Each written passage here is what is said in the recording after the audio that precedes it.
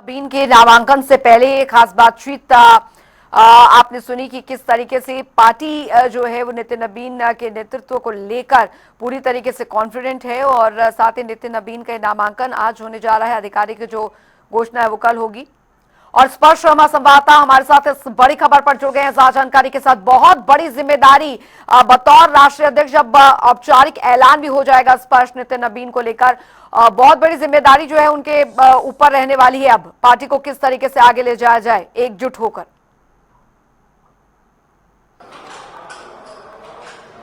देखिए, बिल्कुल बड़ी जिम्मेदारी नितिन नबीन के ऊपर है। आज अब से कुछ ही देर बाद जो नामांकन की प्रक्रिया है उसकी शुरुआत हो जाएगी।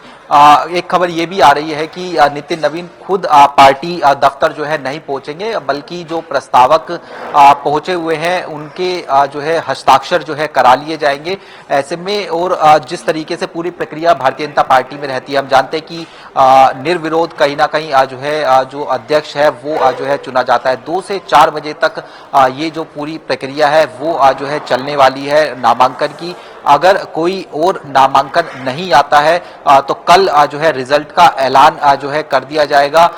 उसमें नितिन नबीन ही जो है भारतीय जनता पार्टी के राष्ट्रीय अध्यक्ष के तौर पर जो है चुने जाएंगे। ये तमाम तरीके से हमें सूत्रों के हवाले से पहले से ही जानकारी जो है प्राप्त हो रही है। और जैसे कि चुनौतियों के संदर्भ में हम बात करें, पश्चिम बंगाल जैसा राज्य जो है सामने खड़ा हुआ है, जहां पर ममता बनर्जी खुले तौर पर जो चुनौती है वो भारतीय जनता पार्टी को देती हुई जो है नजर आती है। इसके अलावा असम जैसे राज्य की अगर बात करें, वो भी जो है सीधे तौर पर देखने को मिलता हुआ जो है नजर आता है, जहां पर प्रियंका गांधी वाड्रा को कांग्रेस की तरफ से जो स्क्रीनिंग कमेटी का चेयरमैन है वो बनाया गया है। तो वहां पर किस तरीके से भारतीय जनता पार्टी रिटेन जो है करे सरकार को। तमिलनाडु, दक्षिण के जो राज्य हैं उनमें किस तरीके की जो भूमिका है वो जो है निभा सकती है बीजेपी।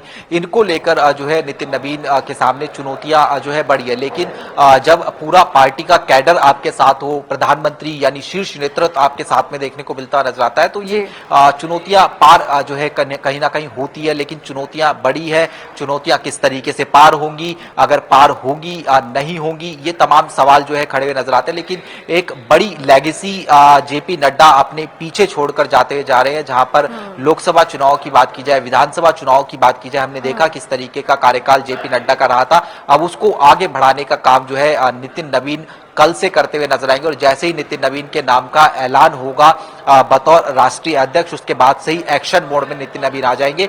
और 21 तारीख को दिल्ली में एक बड़ी बैठक जो है नितिन नबीन के द्वारा बुलाई गई है। अच्छा स्पर्श, क्योंकि भले ही राजनीतिक करियर ज्यादा बड़ा ना रहा हो, लेकिन अनुभव जो है बीजेपी के अंदर रहकर वो काफी ज्यादा रहा है और यही वजह है कि आज उन्हें इस पद पर उनको पहुंचाया गया है। लेकिन युवा चेहरे के तौर पर उन्हें देखा जा रहा है। जाहिर तौर पर उनका राष्ट्रीय अध्यक्ष बनने के बाद युवा ताकत को पार्टी के साथ जोड़ना, ये मुझे लगता है अहम प्राथमिकता रहने वाली है नितिन नबीन की।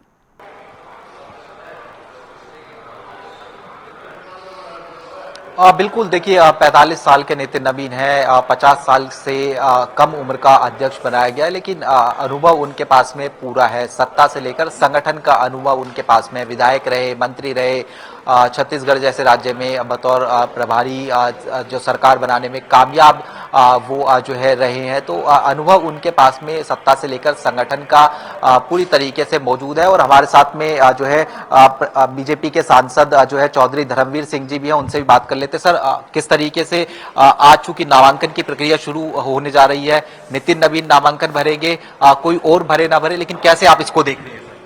अभी तो हम यहाँ 5-4 मिनट में निकल जाएंगे। 20 के 20 हरियाणा प्रदेश के माननीय मुख्यमंत्री जी और पार्टी प्रधान के साथ वहाँ जाके नॉमिनेशन होना है। आज प्रक्रिया का पहला दिन है, आज तो नॉमिनेशन है और कितने कैंडिडेट आते हैं ना आते हैं इसके बाद ही पता चलेगा। सर, अगर बनते हैं नितिन नबीन अध्यक्ष, तो जो नया युग देखने को मिलता नजर आ रहा है, युवा चेहरा जो कहीं ना कहीं देखने को मिलता है। दुनिया में सबसे ज्यादा अगर जवान हैं, नौजवान हैं तो भारत में हैं।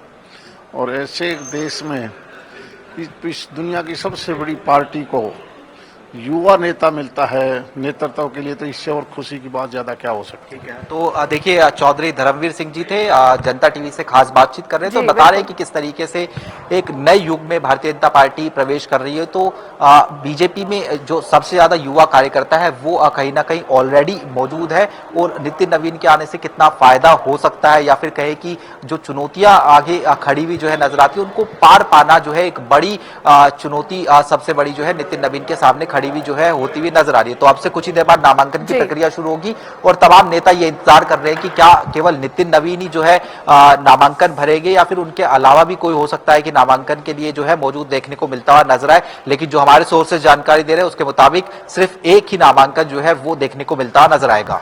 चलिए, आप इस खबर पर नजर बनाए रखिए, स्पर्श आपसे आगे भी अपडेट लेते रहेंगे। बहुत बहुत शुक्रिया इस तमाम जानकारी के लिए।